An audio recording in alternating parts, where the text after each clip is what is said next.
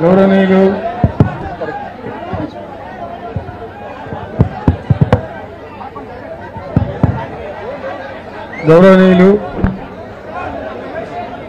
మీ అందరి ప్రియతమ నాయకులు హుజూరాబాద్ ఎమ్మెల్యే కౌశిక్ రెడ్డి గారు, మిత్రులు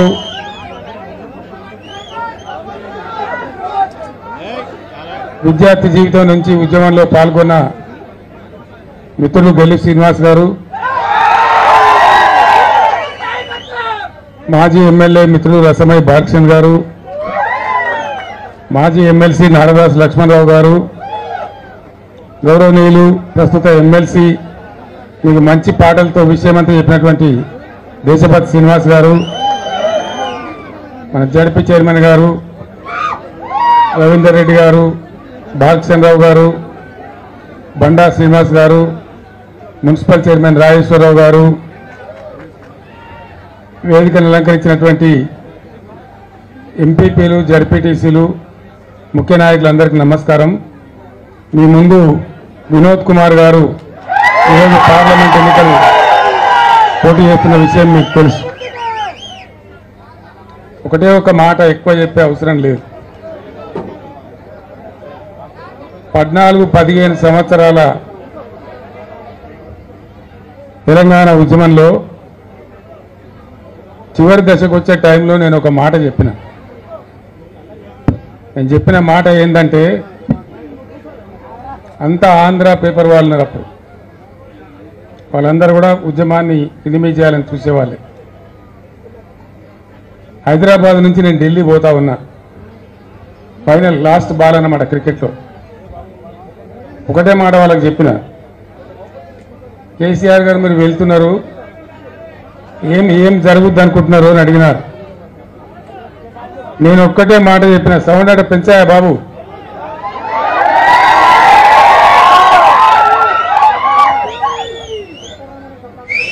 ఒకటే ఒక మాట నేను చెప్పిన ఆ రోజు. ఆంధ్రప్రదేశ్ రాష్ట్రం నుంచి ఇవాళ నేను ఢిల్లీకి వెళ్తున్నా, తెలంగాణ రాష్ట్రంలో మళ్ళా వచ్చి తిరిగి అడుగు పెడతా అని చెప్పిన. అంటే ఈ మాట చెప్పానంటే ఎంత ఆత్మవిశ్వాసం ఉండాలి, ఎంత ధైర్యం ఉండాలి, ఎంత నమ్మకం ఉండాలి. చిన్న విషయం కాదు.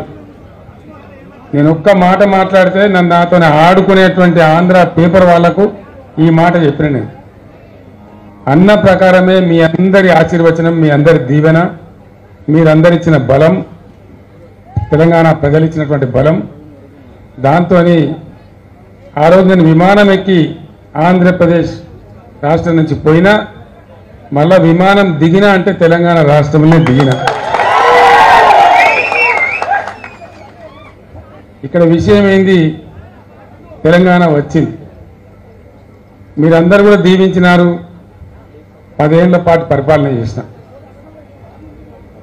తెలంగాణ రాకముందు చెట్టుకొగడు గుట్టకొగడు అయినటువంటి తెలంగాణ ప్రజలు 20 ఎకరాల భూమి ఉన్న ఆసాం కూడా హైదరాబాద్కు వచ్చి ఆటో రిక్షా నడిపినటువంటి మహబూబ్ నగర్, నల్లగొండ వగైరా ప్రాంతాల బిడ్డలు, ఫ్లోరైడ్తో నడుములు వంగిపోయినటువంటి లక్షలాది మంది ప్రజలు, మంచినీళ్ళు లేవు, కరెంటు లేదు, సాగునీళ్ళు రావు, చాలా గందరగోళమైన పరిస్థితి.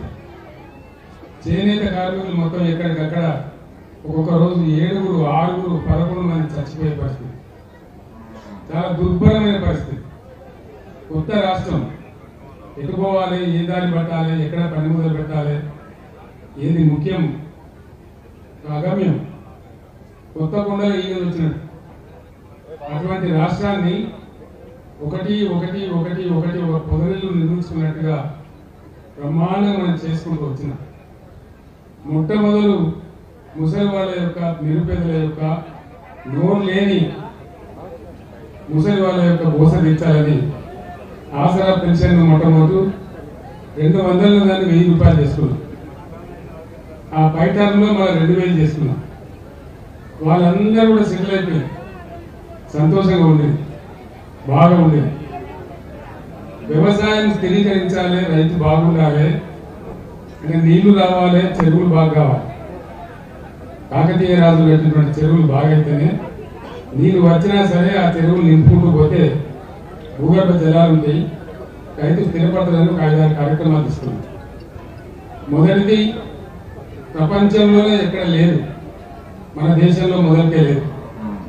మన దేశంలో కూడా చాలా పెద్దవాళ్ళు మేము రైతులమని చెప్పుకున్న వాళ్ళు, రైతు నాయకులమని చెప్పుకున్న వాళ్ళు, స్వయంగా రైతులమని చెప్పుకున్న వాళ్ళు, చరణ్ సింగ్ గారు కావచ్చు, దేవిలాల్ గారు కావచ్చు, మహారాష్ట్రలో వసంత్ దాదా పాటిల్ కావచ్చు, వాళ్ళంతా రైతులే. నిజానికి నేను కూడా రైతునే, ఎవరు పెట్టలే. అశోక్ గులాటి అని చెప్పి నాకు ఒక ఆగ్రో ఎకానమిస్ట్ మిత్రుడు ఉంటే ఆయన నేను అడిగిన, మాది కొత్త రాష్ట్రం జరిగింది, స్థిరమైపోయినాం, బాధపడ్డాం, సరే ఇప్పుడు విడిపోయినాం, రైతు బాగుండాలి, వ్యవసాయ స్థిరీకరణ జరగాలి, ఏం చేయాలి ఆయన చెప్పిన వాళ్ళకి 2-3 ఇన్పుట్స్ చేయండి. దాంతోపాటు ప్రపంచవ్యాప్తంగా కూడా ప్రభుత్వాల యొక్క మద్దతు లేకుండా ఇలా వ్యవసాయం జరుగుతలేదు, వ్యవసాయంలో ఉన్న బాధలు అటువంటి. మంచి పంట చేయడానికి రాలవాన పడుతుంది, మంచి పంట 2 తల్లైతే పండుతుందంటే తల్లిదాకా ఎండిపోతుంది, ఏదో రోగం వచ్చి ఎండిపోతుంది. అనేక రకాల బాధలు ఉంటాయి, వాటి నుంచి తట్టుకొని రైతు నిలబడాలి. అంటే ప్రభుత్వం యొక్క ధీమా, మా ప్రభుత్వం ఉంది, మమ్మల్ని చూస్తుంది, మమ్మల్ని కాపాడుతున్న ఒక ధీమా మీ రైతాంగంలో రావాలి. రావాలంటే ఏం చేయాలంటే నువ్వు ఎంత ఇస్తావో నాకు తెలియదు. అంతకుముందు మనం 20 బస్తాలు ఇస్తామనుకున్నాం, రైతుకు 4-5-6-10 యూరియా బస్తాలు ఇద్దామనుకున్నాం. ఆయన ఏమన్నాడంటే వానకాలం తీసుకున్న 2 బస్తాలు మిగిలితే మళ్ళీ యాసంగిగా 2 బస్తాలు తెచ్చుకోవడం. ఆయన నువ్వు 20 బస్తాలు వేసిస్తే ఆ 2 బస్తాలు అమ్ముకుంటాడు, మళ్ళా రైతు బంధు పథకం బదనాం అవుతుంది.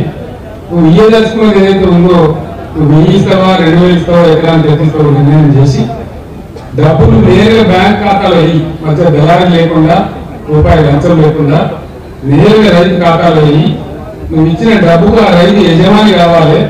ఎందుకంటే ఆయన పురుగుల మందు పట్టింది, ఆయన ట్రాక్టర్ గుంత పైసలు అవసరం ఉంటాయి, ఆయన విత్తనాలు అవసరం ఉంటాయి, ఆయన నాటేయడానికి అవసరం ఉంటుంది. ఎవరు అవసరం పెట్టిందో తెలియదు కాబట్టి డబ్బులు ఇవ్వని చెప్పిన. మొత్తం ప్రపంచంలో మన భారతదేశంలో మొట్టమొదటిసారిగా రైతు బంధు అనే పథకాన్ని పుట్టించి బ్రహ్మాండంగా మనం చేస్తున్నాం. ఎంత మంచిగా అంటే ధరలు చేసిన తర్వాత మధ్యలో ధరలు లేడు, ఇవన్నీ అడిగేది లేదు, ఏ ఆఫీస్ పోయేది లేదు, దరఖాస్తు లేదు, దత్తలు లేదు, దండం పెట్టేది లేదు. అక్కడ నేను బ్యాంక్ డబ్బులు వేస్తే వచ్చి మంచిగా మీ సెల్ ఫోన్ మోగుతుంటే బ్రహ్మాండంగా వస్తాము. చాలా బాగా జరిగింది. సరే ఈ కాలంలో వచ్చిన తర్వాత ఇంకో 1000 రూపాయలు పెంచుతామని అనుకున్నాం, కానీ అది కిమిటీ చేశారు. నిమిషం పాటు పోకుండా ఇచ్చే కరెంటు 2, సాగునీళ్ళు పటిష్టం చేసి కాళేశ్వరం పూర్తయిన తర్వాత గోదావరి నీళ్లు తెచ్చి కాలువ 8-9 నెలలు 10 నెలలు పారేటువంటి కాకతీయ కాలువ ఈ కండాలు చూసినారు. ఇక సార్ నీళ్ళ దాకా వచ్చినాయి. అక్కడక్కడ భయంకరంగా తుంగ ముసిపోయింది చాలా దగ్గర. ఇక వద్దు అని దాకా మా పొలాలు జాలు పడుతుంది అనే దాకా కూడా నీళ్లు వచ్చింది. నీళ్లు తెచ్చినాం, చెరువులు బాగు చేసినాం, కరెంట్ 24 గంటలు ఇచ్చినాం, రైతు బంధించినాం. ఎవరన్నా రైతు దురదృష్టం కొద్ది చనిపోతే 5 లక్షల రూపాయలు వారు తిరిగే లోపల వాళ్ళకి జమ అయ్యేటట్టు చేసినాం. ఆ కుటుంబం రోడ్డు మీద పడ్డది. అట్లనే కొన్న వాళ్ళు పండించిన ధాన్యాన్ని చాలా తమాషా జరిగింది. రైస్ మిల్లర్లు గోల్మాల్ చేస్తాం, అరుగు ఇయ్యడం, ఇది ఇయ్యడం, అది ఇయ్యడం, మోయిచర్ లేదనడం, 17% లేదనడం. మీటింగ్ పెట్టి నేను క్యాబినెట్ మీటింగ్ పెట్టి ఎట్లా సార్లు వాళ్ళు ఉన్నాయంటే వాళ్ళు చెప్పారు ఎంత నష్టం అవుతుంది ప్రభుత్వానికి ఈ కీలకమైన మండలం చెప్పి. మొత్తం మనమే ఉందాము, ఉంటే ఎంత నష్టం వస్తుందని నేను అడిగాను. సార్ ఒక 750 నుంచి 850 కోట్ల నష్టం వస్తుందని చెప్పారు.